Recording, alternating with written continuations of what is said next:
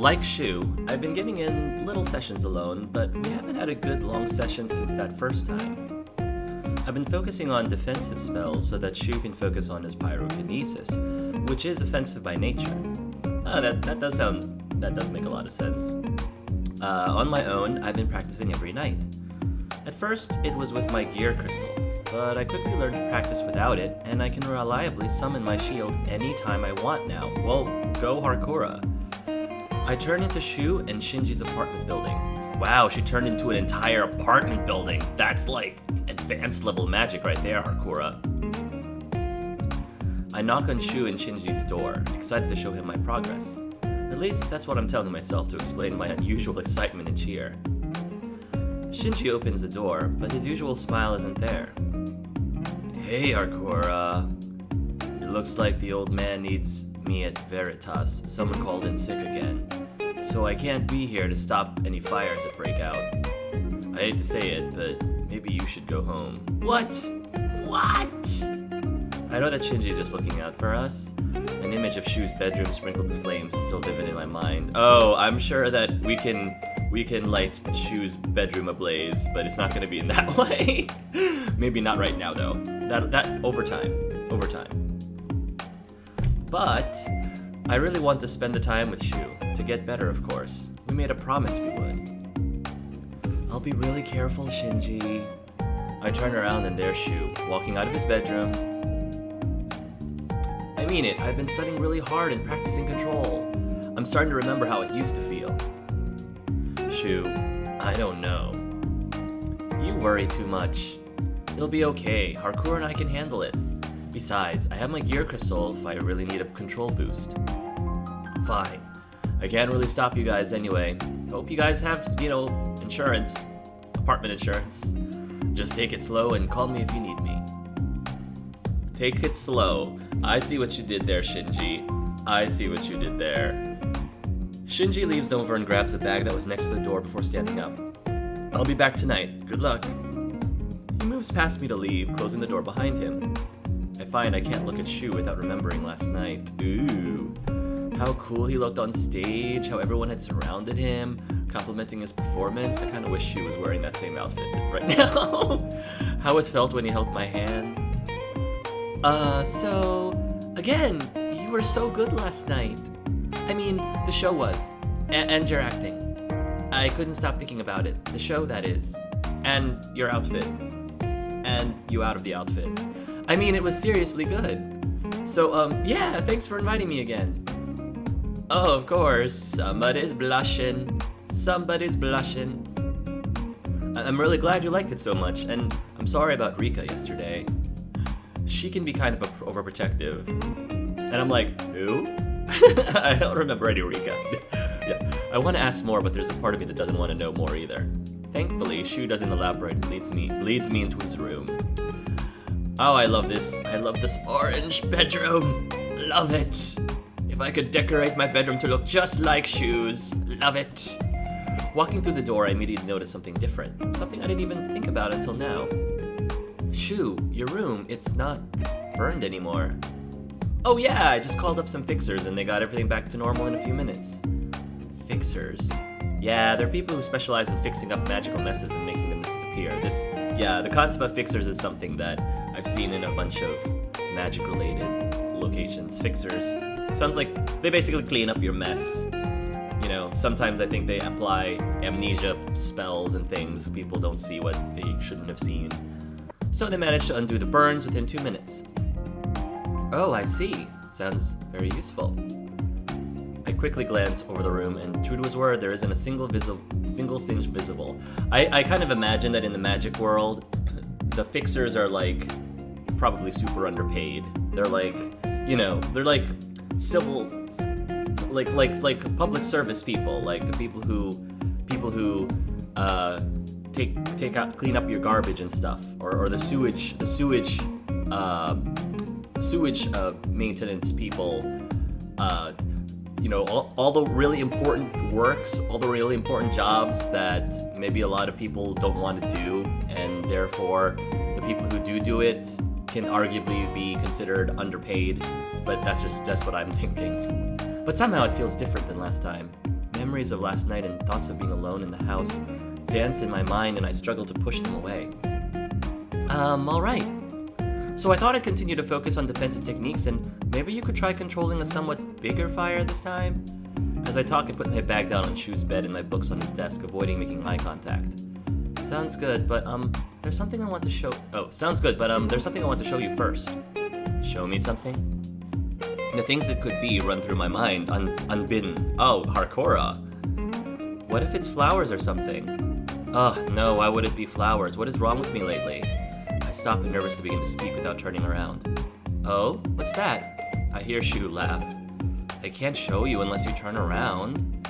Anxious, I turn to face Shou. That's better. Now, close your eyes. So you want me to close my eyes after... Okay. What? Why? My heart pounds loudly as I imagine him doing something embarrassing to me. Come on, just trust me. I trust him, Harkura. You should too. Seeing the look on Shou's face, I sigh and do as he asked. I wait patiently until I feel something warm near my face. That better be like a kitten or something. I automatically open my eyes and see that there are 3 tiny fires in his outstretched hands. Whoa, Shou, have you been practicing? Yep, and that's not all. I can do more than this. Shou takes a step back from me and turns his palm inward. I gasp when the little balls of fire fall toward the ground, but then Shou spreads his hands wide and the fires begin to hover. They dance around in a circle between his open arms, and I stare at Shou. Shou, when did you? I've been practicing every night. I thought if I couldn't control a big fire, at least I could try to do something with a small one. It isn't much, but do you like it? Oh, it's so sweet. Asking if I like something he made. Like it? I love it. It's beautiful. I stare at the tiny dancing fire slowly moving around in the circle in front of me for a few more moments. Then I notice that Shou was staring at me instead of the fires. Oh, I just remembered. I wanted to show you something too, but now it seems lame compared to yours. Shou makes a swift motion with both hands and makes them come together. The fires completely vanish, and I'm impressed by his practiced movements. He really has been studying hard. I used to think he was unreliable and a slacker, but I'm glad you liked it that much, but there's no way anything you do is going to be lame. So show me anyway. Shou looks at me expectantly and I nod, taking a deep breath. I place my hands out, palms up, and then bring them in before pushing them out. I can feel my awareness of the things in the room grow as my shield spreads out over the entire room. When it moves over Shou, I can find that I almost recognize his presence, but this time I don't let go. Whoa, you've been practicing too. Yeah, I was scared at first, but I realized I didn't want to just depend on my gear. I wanted to learn to control my powers for myself. I let go of the shield when I feel my focus waver. What Professor Kazama said has struck with me too, that people often need to fight in this world. I thought the first thing I should learn to do is to protect myself and my friends. There's a part of me that hopes you'll never have to fight, but I guess that's not realistic. So there's a part of me that's also really happy you'll be able to keep yourself safe even when I'm not around. I don't know what to say, I'll be on my own. Aw, Shou, come on, I'll always need you. Shou, I'll always need you. Even if I suddenly become the best at everything and no longer needs help with anything. We'll still be friends. Friends. So of course I'll need you. Right, of course. Even when you don't need help, we'll still be friends. Anyway, why don't we get to practicing? There's a lot we need to do, and I get the feeling that we can make a lot of progress today. Shou is even more enthusiastic than usual as he practically throws himself into his chair. He immediately opens one of the textbooks, flipping through it, and even I can tell that he's forcing it a little. With nothing else to do, I sit down next to Shou, determined to make the best out of our time. It's been about 5 hours. We started studying in 2 since we started actively practicing. Wow, 7 hours? Jeez, guys. We're both covered in sweat, and it isn't pretty, but neither of us is paying any mind. Oh, wow. You guys probably need a cigarette after that session. I reinforce my shield. The raw energy I have to work with doesn't seem to be flagging, but my focus and willpower is. However, as long as Shou doesn't give up, I won't either. Again, aren't you getting tired? This isn't about being tired. This is about you practicing controlling your power. You haven't come close to really testing my shield once. But stop making excuses, Shou. Do you want to be a pyrokinetic or not? Do it. Fine. Shou wipes the sweat off his brow with one arm and then focuses on my shield with an intensity I haven't seen. He pulls back one arm with a fist. The hairs on the back of my neck stand up and I feel for the first time a distinct feeling of fear as I realize the danger of the power before me. But I only get a moment to feel anything before Shou throws his arm forward in a punching motion. He opens his palm so that a massive torrent of fire pours forth from it towards me. I throw my hands up to my face in a gut reaction and I feel my shield shatter around me. I'm flung back by the force of the attack. The glass window behind me shakes upon impact and I slide down to the floor. You are standing right by the glass window? Come on, Harkura. Harkura! Shou runs over to me, but I'm completely disoriented. I stare blankly at the tiny fires on the floor around me as I try to understand what just happened. I was practicing with Shou, and then Harkura! I feel warm hands on my shoulders as Shou crouches down and suddenly his face is right in front of mine. His pretty gold eyes look so terrified that they reach out and touch his face. What's wrong, Shou? What's wrong? I just hurt you. Are you okay? Do you hurt anywhere? My head still feels dull from hitting the glass, so it feels like I'm working through sludge just to respond. I'm okay, just a little out of it. I try to sit up but slump forward and grab my head. I regret the action, my head burns in pain. I grab my hand, but Shou takes it from me and looks it over. He takes in a deep, shuddering breath before speaking. Your hand, it's burned. Just a little, it looks like. It's not too bad, considering the amazing attack you just did. I hear Shou's already quick breathing start to become irregular. He drops my hand and sits on the floor in front of me, still not looking at me. I struggle to focus on him. Shou? It's okay, I'm okay. No, it's not okay, I hurt you. I hurt someone again. Shou, please, it's okay. I can see he's starting to panic, and I try to reach out to him, but Shou grabs his head with both hands and looks away from me at the floor, his breathing rapid and shallow now. He doesn't appear to be talking to me anymore. I hurt someone again. I hurt her. I knew this would happen again. Oh, come on, Shou, you need to stop being so... You need to regain your confidence. You need your confidence back. Second-guessing yourself like that. Then you're totally gonna lose control. I realize Shou's totally losing control. He looks so helpless sitting there, gently rocking back and forth, trying to maintain some kind of grip on his emotions. It brings back a very potent memory of me watching Shou and the others, emotions running wild, stuck in a body that won't cooperate. Is this how Shou felt watching me? Did he feel so useless? As horrible as I feel right now, I know Shou is suffering more.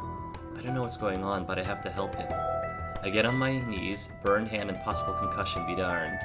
Shou doesn't seem to notice as I crawl closer to him until I'm right in front of him. He still won't look at me, even though he's shaking. Shou, I'm right here. I'm fine and I'm right here.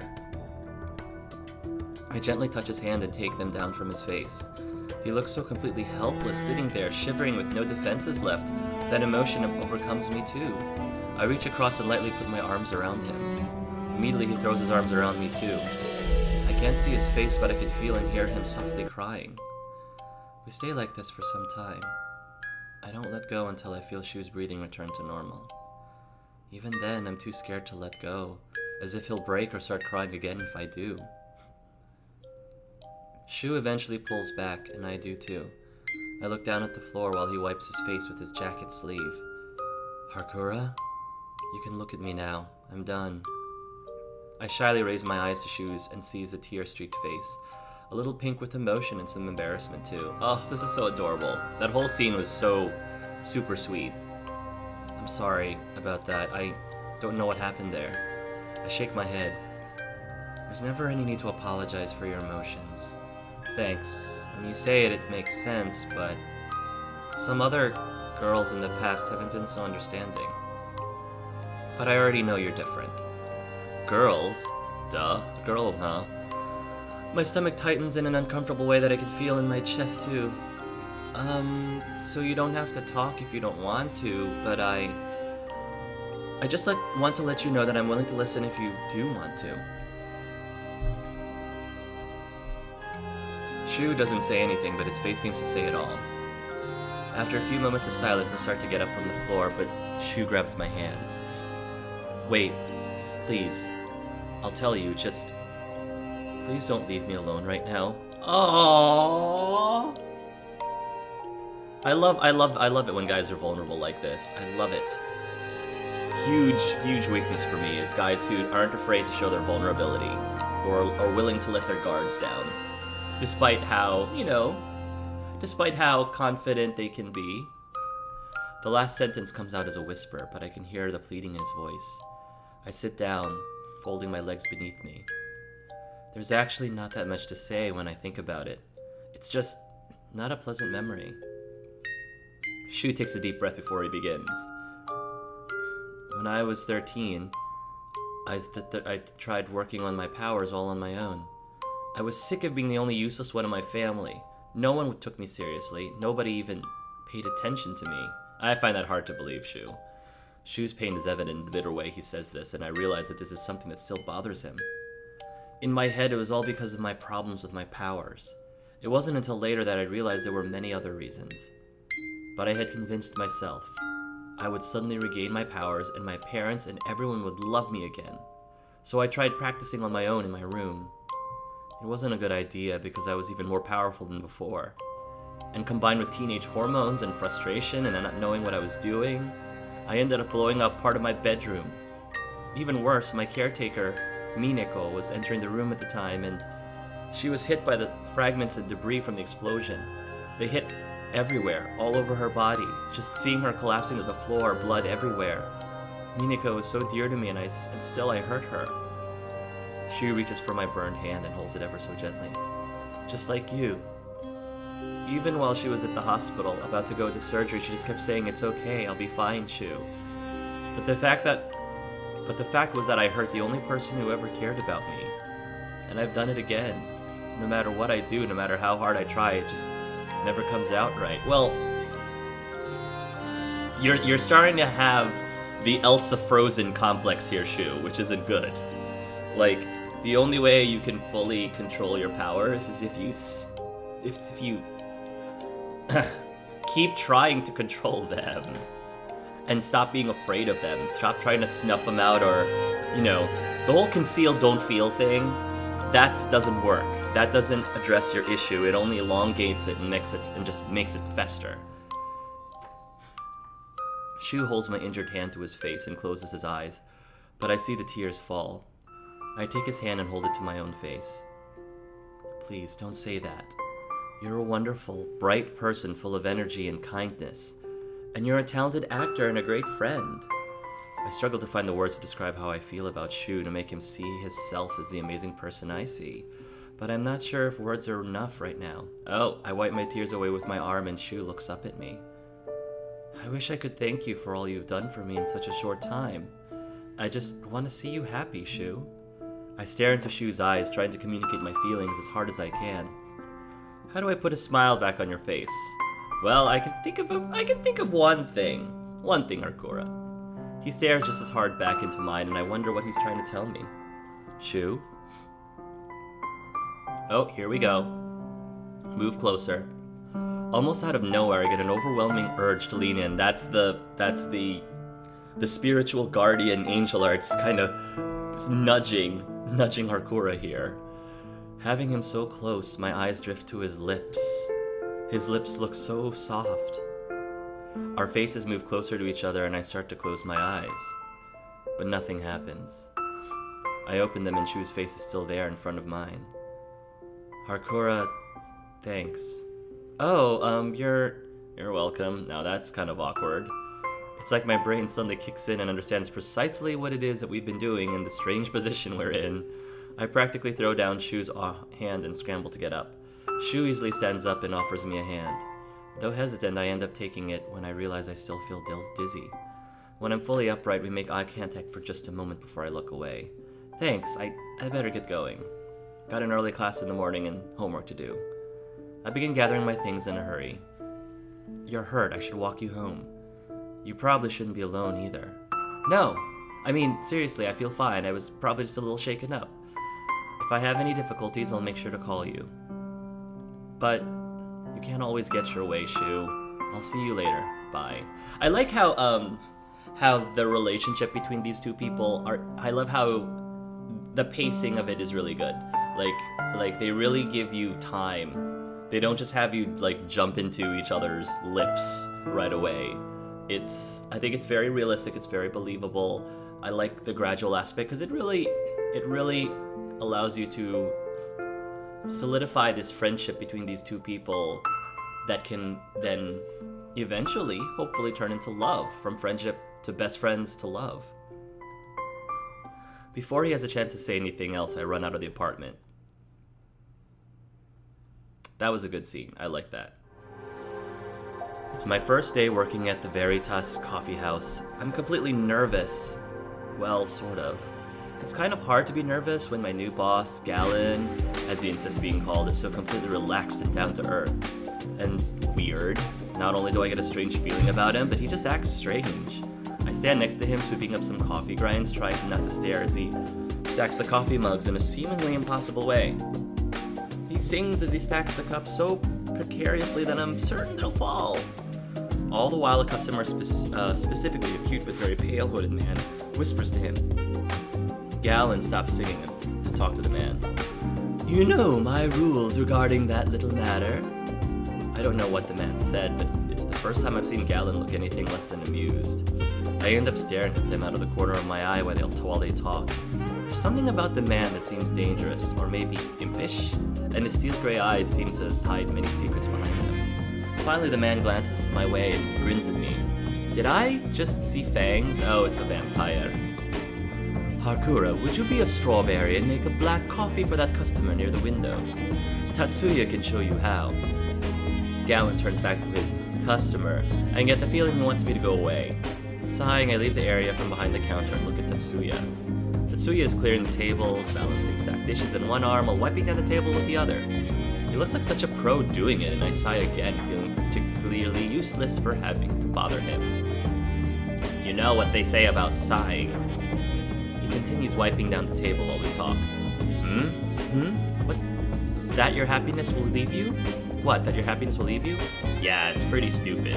But I've heard it so many times, it's ingrained into me. Anyway, what did you need? Help me with the coffee machine? Really? You can't even make coffee yet? No, otherwise why would I be asking you? Jerk face. No, I'm sure Tetsuya is a fine young man once you get to know him. I just like poking fun at him. It's just fun. I need somebody to poke fun at. Fine, just go over there and I'll be there in a sec. I do as I'm told and walk to the machine. A few minutes later, Tetsuya comes over to help. As he teaches me, I look back to where Galen is. I notice that his customer is gone. He seems to be staring at nothing in deep thought. Hey, are you even paying attention? Watch out.